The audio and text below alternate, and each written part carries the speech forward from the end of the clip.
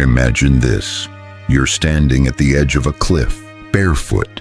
Behind you, the path you took to get here, years of school, expectations, aspirations that were never quite yours, has already crumbled.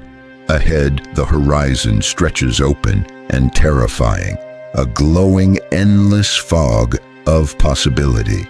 Somewhere in that fog, they told you, is your passion. You just have to find it, they said. Follow it, and you'll never work a day in your life. Do what you love, and everything else will follow. The words echo like old spells, soft and poisonous. You close your eyes and wait to feel that divine pull, the unmistakable tug of destiny. But all you feel is silence. You are alone with the burden of infinite choice. And worse, the suspicion that you were sold a lie dressed in the costume of freedom. What if your passion isn't something waiting to be found, but something carefully manufactured? What if it isn't a compass at all, but a mirage that keeps moving the closer you get? What if the very idea of a passion, singular, pure, burning, was planted in you not to set you free, but to make you obedient to a different kind of master? Here's the paradox that no one talks about. You were told to follow your passion to escape mediocrity. But the moment you try, you're paralyzed. You were told it would lead you to freedom, but instead, you became a prisoner of choice. You were told it would bring fulfillment, but somehow it makes you feel more lost than ever. You scroll through social media and see others who have found it. The woman who quit her job to make pottery in Bali. The man who left his career to start a food truck that now tours the country. They look radiant, fulfilled, glowing with purpose. But you don't feel that glow. You feel ashamed. Ashamed that you haven't found your thing. Ashamed that you keep switching paths. Ashamed that passion feels more like pressure than inspiration. Why does it feel like you're failing at something that no one ever taught you how to do? Why does finding your passion feel more like a spiritual tax than a gift? And perhaps the most harrowing question of all, what if there's nothing to find?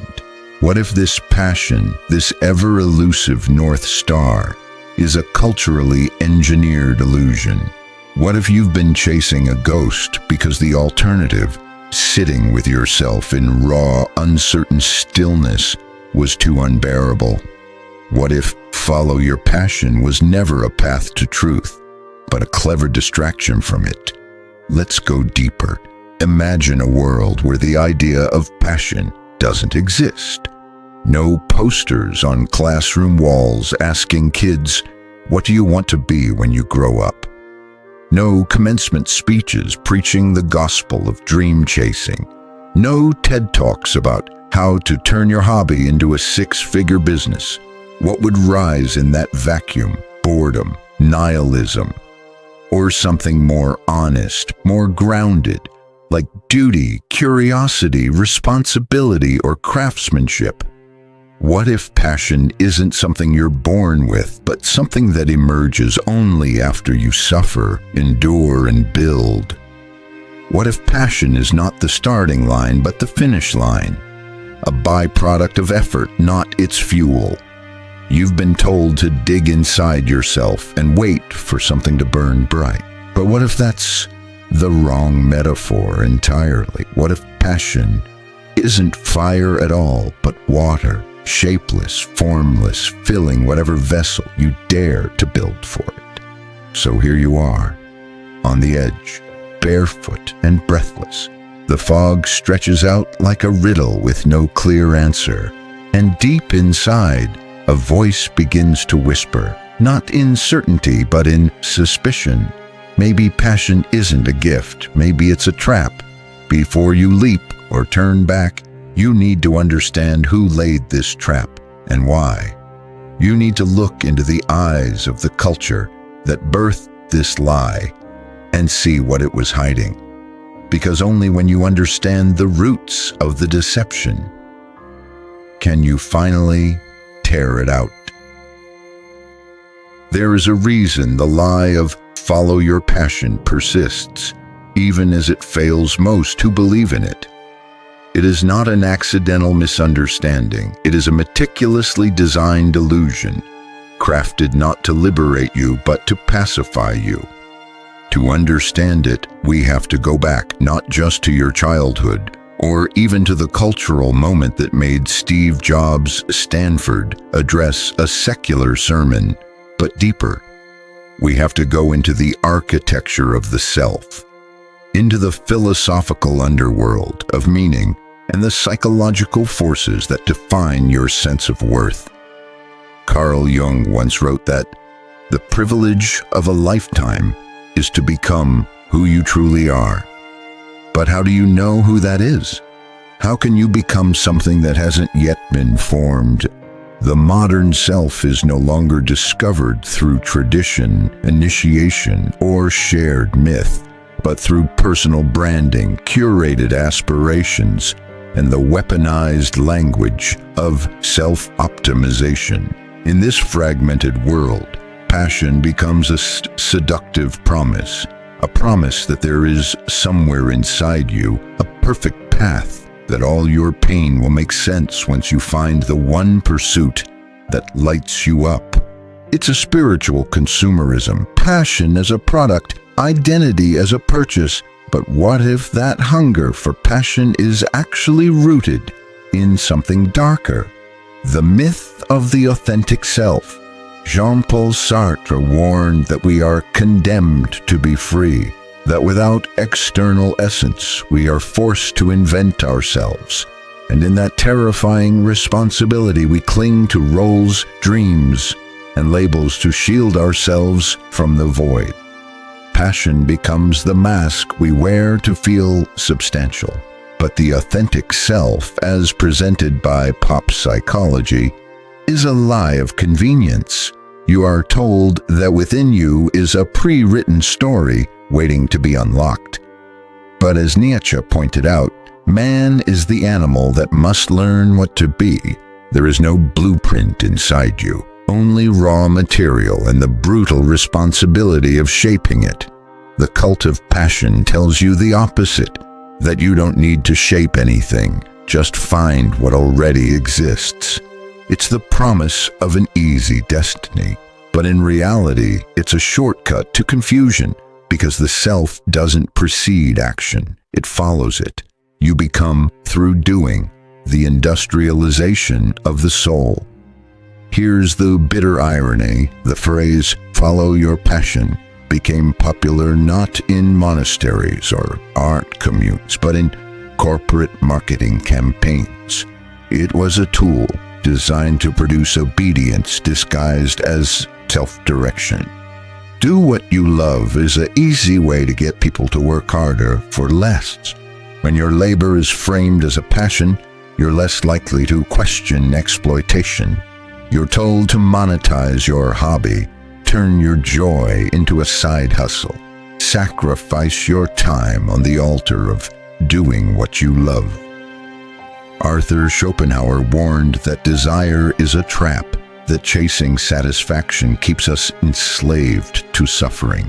He argued that real freedom comes from renouncing the craving, not feeding it. But today, craving is king. Passion is no longer a compass, it's a demand. If you don't have a passion, there must be something wrong with you. You're lazy, uninspired, a failure. The internalization of this belief leads to an invisible kind of despair, a low hum of inadequacy that drives people into endless searching, self-help seminars, and spiritual bypassing. The fragmented psyche. Aldous Huxley once described modern man as being half out of the cave before he knows he has been born. Our technologies and comforts have advanced faster than our inner frameworks can integrate. We are more connected, more informed, and more empty. Passion, then, becomes a holy grail, a single answer that can explain away the chaos, a narrative thread that ties your fractured life into a coherent story. But like all false idols, it demands sacrifice. You trade your peace for its pursuit. You ignore the slow bloom of purpose in favor of a thunderclap epiphany that never comes. And when it doesn't come, you blame yourself. You believe the myth harder. You search deeper. You spend more money, more years, more energy trying to unlock the door that was never there. The tyranny of choice. Viktor Frankl, in Man's Search for Meaning, wrote that life is never made unbearable by circumstances, but only by lack of meaning and purpose. And yet meaning in our time has been replaced by preference. We are told to construct our identity out of options, jobs, hobbies, Instagram bios, as if we were curating a playlist, not building a life. Meaning is not found in choice. It is found in commitment. And commitment is something the passion narrative resists, because if passion is about excitement, novelty, and emotional highs, then it must always remain fragile, fleeting, and conditional. Real purpose is forged in difficulty. But passion, as it's sold today, is allergic to boredom, struggle, and monotony. And so we bounce from job to job, dream to dream, each one a new hope, each one another disappointment. The existential reckoning. So now the deeper layers begin to emerge. Passion is not wrong. It's just been misunderstood, misused, and manipulated. You were told that your passion is waiting to be found, but in truth, it must be built. You were told that passion is about pleasure, but often it is about pain, sacrifice, repetition, discipline. You were told that if you're not passionate, you're lost. But maybe not being passionate is the first honest step toward actually living. Because what's more terrifying than not having a passion is waking up one day and realizing the passion you've been following wasn't yours, that it was marketed to you, that it was inherited, that it was a disguise for fear or conformity, or the desperate hunger to matter in a world that has no time for silence. You begin to see it, the roots twisting through your identity. The pressure wasn't coming from inside you. It was imposed upon you. The language of freedom was being used to reinforce a new kind of cage. And once you see the bars, you can't unsee them. You thought the damage was internal, your own confusion, your own lack of direction. But now you begin to see this isn't just about you. This is about an entire generation quietly drowning in the search for something that may not exist in the form they were promised. It's about the hidden cost of a myth that was supposed to liberate, but instead enslaves. You don't notice the trap at first because it looks like a gift. It speaks in the language of dreams, of potential, of becoming. But over time, the promise rots into pressure, and then the pressure calcifies into paralysis. The passion paralysis. The more sacred the word passion becomes, the more terrifying it feels to choose anything less. You hesitate, you second guess. You look at a job offer, a degree, a relationship, and think, is this really my passion? What if I say yes and something better is out there? What if I settle and miss the one thing I was meant to do? So you wait and wait and wait. But the longer you wait for certainty, the more uncertain you become. Because here's the paradox. The passion myth tells you that clarity comes before action, but in reality, clarity only comes after action. You don't think your way into passion, you do your way into it. And yet, paralyzed by the fear of choosing wrong, you do nothing. You scroll, consume, compare. You live in the eternal rehearsal of becoming. Your life becomes a series of drafts that never get published. The cult of comparison social media doesn't just amplify the myth, it weaponizes it. Every photo of someone living their dream becomes an accusation. You see the artist with the glowing studio, the nomad with the perfect sunrise, the entrepreneur whose passion just hit 6 figures. You don't see the trade-offs, the boredom, the panic attacks, the unpaid months of labor. You see only the highlight reel. And because you've been told passion is supposed to feel like magic, you conclude that if yours doesn't, it must not be real. This illusion feeds on silence. Everyone else is pretending too. They're projecting their curated glow while hiding the quiet terror that maybe they're faking it. That maybe they're as lost as you. But no one admits it, because to admit it is to be a failure in a world obsessed with meaning. The neuroscience of meaning addiction. Your brain is not wired for infinite choice. Evolution favored survival, not existential navigation. When you're flooded with too many options, the prefrontal cortex, responsible for rational decision-making, begins to overload. You experience what psychologists call analysis paralysis. But there's more. The dopaminergic system, which governs motivation and pleasure, gets hijacked by the idea of finding the one. Every time you fantasize about a different, more passionate future, your brain rewards you with a hit of dopamine. You become addicted to possibility, not progress. You chase the high of what could be, while ignoring the slow, silent labor of what is. And like any addiction, the come down is brutal. Reality feels gray. Focus is painful. Boredom becomes unbearable. But boredom is not the enemy. Boredom is the forge where depth is made. Passion is not about escaping boredom.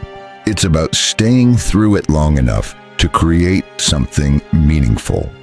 The quiet crisis of identity. This myth doesn't just delay your life, it fractures your sense of self. Because when you believe passion is your identity, failure becomes existential. You don't just fail at a job, you fail at being you. You don't just change directions, you betray your essence. You don't just feel uncertain, you feel broken. This is identity collapse. And it's happening everywhere, quietly, in bedrooms and cafes, under the weight of dreams that were never truly yours. You see it in the epidemic of anxiety, in the rising loneliness, in the endless rebranding of self that never quite satisfies. You see it in the undercurrent of despair among people who were doing everything right and still feeling hollow. You see it in the therapist's office, the late-night breakdown, the quiet voice asking, "Why do I still feel lost?" The cultural gaslighting. The cruelest part is that when this myth fails you, the blame falls back on you. You didn't try hard enough. You weren't brave enough. You gave up too soon. It's never the myth that gets questioned. It's your character. This is systemic gaslighting. A culture creates an impossible standard, then sells you books, courses, and influencers to help you unlock it. And when you collapse under the pressure, it offers you therapy, apps, and mindfulness tools to keep you functioning, just enough to stay in the loop. But healing doesn't come from trying harder to live the lie. Healing begins the moment you question the frame itself, the failure that saves you. The good news is that when the passion lie finally breaks, when the weight becomes too much to bear, you are left with something terrifying and sacred, the raw material of a life that is no longer scripted. It feels like failure, but it's actually the first moment of truth. You're no longer performing someone else's version of meaning. You're no longer outsourcing your identity to invisible authorities. You're no longer seduced by the next thing, the perfect fit, the magical calling. You begin finally to live without anesthesia. You begin finally to look honestly at the world, not for signs but for soil, not for fire but for ground. The break is coming, and now the tension reaches its peak. Everything you were told to want is under suspicion. Everything you were told to follow may be a mirage. Everything you believed about what makes life worth living is now hanging in a fragile balance. But this is not the end. This is the moment before the rebellion. The moment you choose not just to think differently, but to become different. To stop waiting for passion and start forging purpose. So what happens after the myth collapses? You stand in the ruins, naked of dreams you once clung to like armor. No roadmap, no sacred spark to guide you, just the raw, disorienting silence that comes when all the noise is gone. It is in this silence that rebellion begins. Because real freedom isn't found in the pursuit of passion, it's found in the refusal to be ruled by it. The first act of rebellion: stop waiting to feel inspired. You were told to chase the feeling, but inspiration is a fair-weather friend. It shows up only after you've proven you don't need it. So you stop waiting. You stop asking, "What do I feel like doing?" and start asking, "What must I build?" You begin to realize the most powerful things you will ever create will not come from emotional highs, but from conscious repetition. Done in darkness without applause, in the dull ache of discipline. This is where most people turn back, because they were sold romance, not resistance. But you've seen the cost of waiting, and now you're ready to stop being a seeker and start being a sculptor. The myth of motivation dies. Here, the world doesn't need more passionate people. It needs more people who are committed, grounded, unseduced by novelty, capable of choosing a direction and walking it, even when the path disappears beneath their feet. This is the rebellion. Not against society, but against the part of you that thought you were only worthy if you were passionate. You declare that your life is worth building even when it feels meaningless. You show up anyway. You write the book even when no one's reading. You practice the craft even when you hate it. You no longer chase your passion. You shape it. Discovering the deep work of meaning. The psychologist Mihaly Csikszentmihalyi spent decades studying flow, that deep state of focus where time disappears and the self dissolves. He found that it's not passion that creates flow, but skill meeting challenge, structure, tension, and immersion. You don't get to flow by chasing joy. You get there by leaning into friction. Meaning isn't a treasure you find at the end of a rainbow. It's something you make, brick by brick, through effort, resistance, and engagement with what's real. And meaning often hides in places passion would have you avoid: monotony, discomfort, doubt. But when you do the work anyway, when you stop asking life to feel good and start asking yourself to be good at life, something strange happens. Purpose begins to form in the wreckage, quiet, earned, unshakable, reclaiming the sacred in the ordinary. Now the world looks different. That job you thought was beneath you, it becomes a dojo. That boring routine you once escaped from, it becomes your temple. That craft you once abandoned because it didn't feel magical, it becomes your discipline. Because now you're not asking life to entertain you. You're asking yourself to meet life with integrity. You start to understand what the Stoics knew, that excellence is not a feeling. It's a posture, a stance, a way of showing up in the face of chaos with calm hands and a clear heart. Marcus Aurelius wrote, "Waste no more time arguing what a good man should be. Be one." You apply this daily, in silence, without the drug of validation.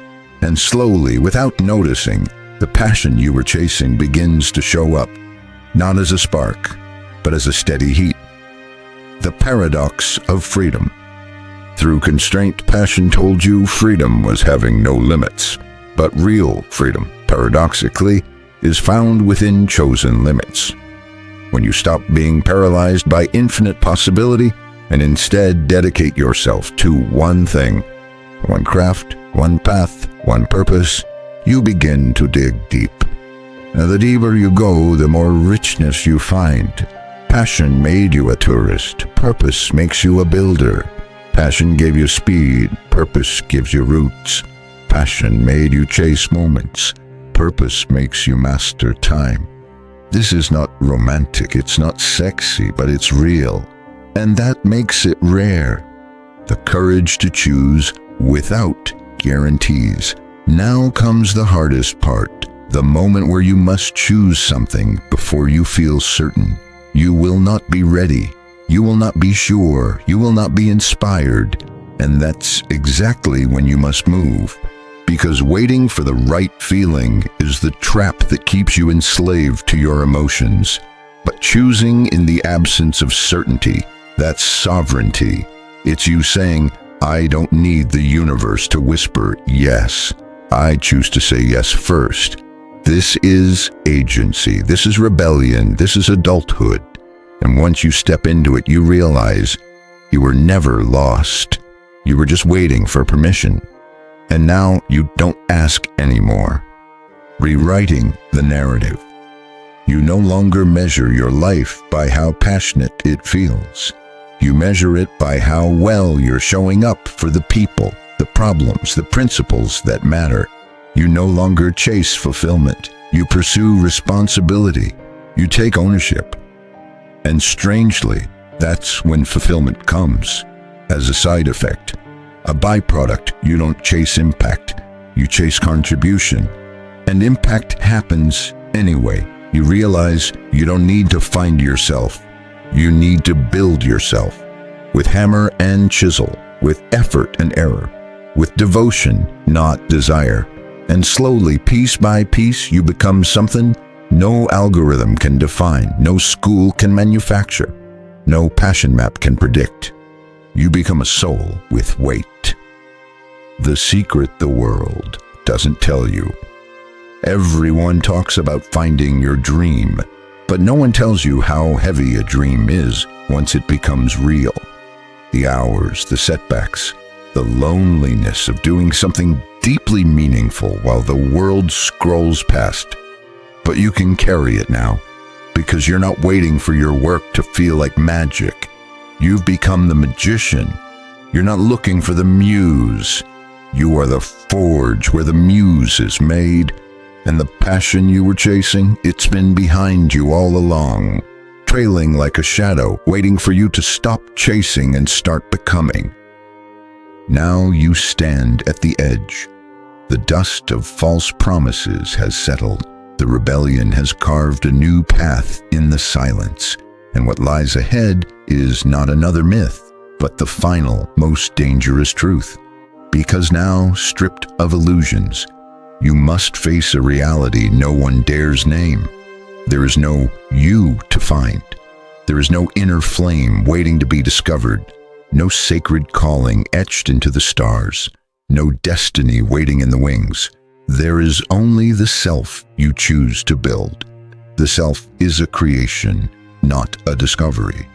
You were told to be yourself, as if there were a static, pure identity locked within your bones. But what if the self is not a puzzle to solve, but a sculpture to carve? What if the deepest truth is this? You are not something you find. You are something you author. This is the ultimate liberation and the ultimate burden, because once you see it, you can no longer hide behind fate or signs or feelings. You must take up the burden of authorship. You must choose what to value, who to become, how to carry the weight of your own becoming, and no one will do it for you.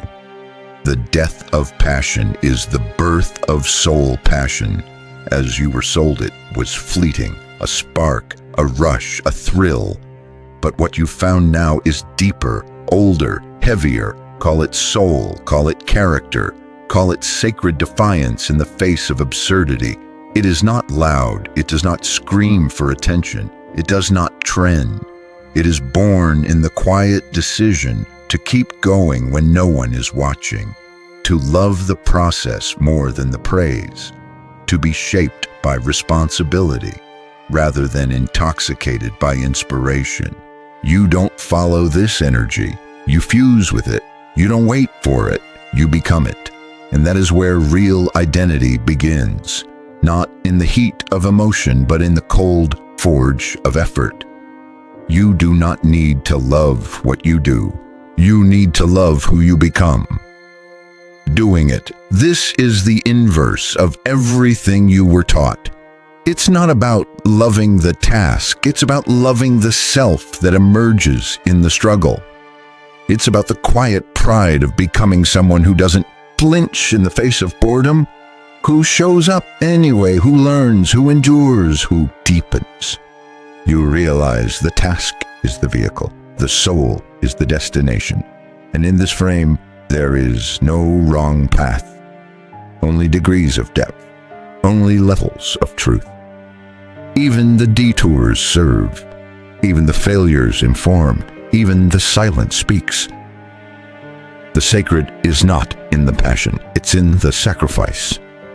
There is something holy, almost mythic, in doing the hard thing when no one applauds, in choosing to contribute when you could consume, in devoting your energy not to curating a persona, but to building a life. This is what Viktor Frankl called the will to meaning, not pleasure, not power, but purpose. And purpose is not something you have, it is something you give to a craft, to a cause, to a people. And the more you give, the more you find. Not passion, but something stronger. Conviction. The lie was necessary. Until it wasn't. Maybe you needed the myth at first. Maybe it got you moving. Maybe it protected you from the crushing vastness of choice. But now it's a skin you've outgrown, like childhood stories that once comforted but now ring false. The passion myth must die for the adult self to emerge. The self that doesn't need certainty to act. The self that can make peace with ambiguity. The self that doesn't seek a calling from the universe, but calls themselves daily to rise and meet the moment. This is the final truth. You are the fire all your life. You were taught to follow the fire. But what if the fire is not ahead of you beckoning? What if it's behind you, waiting to be lit by every decision you make? You are not the follower of some sacred flame. You are the spark. You are the strike of flint in the dark, and the heat you seek. The meaning, the power, the soul of it all does not live in what you feel. It lives in what you do. Each act of commitment, each refusal to retreat, each day you show up, hammer in hand, to build your life from the clay of uncertainty. This is not the path of the passionate. It is the path of the initiated, the quiet revolution. And so you walk forward, not as a dreamer chasing light, but as a builder carrying it, not seduced by hype, not afraid of obscurity, not ruled by the fickle winds of feeling, but rooted, centered, free. You will not go viral. You will not always feel alive. You will often be bored. You will sometimes be broken, but you will be real. And that is worth everything. Because in a world drunk on inspiration and starving for meaning, you have become something rare. You have become solid. You no longer follow your passion. You forge your path. You become your reason. You embody your truth. And the world may not notice, but your soul will.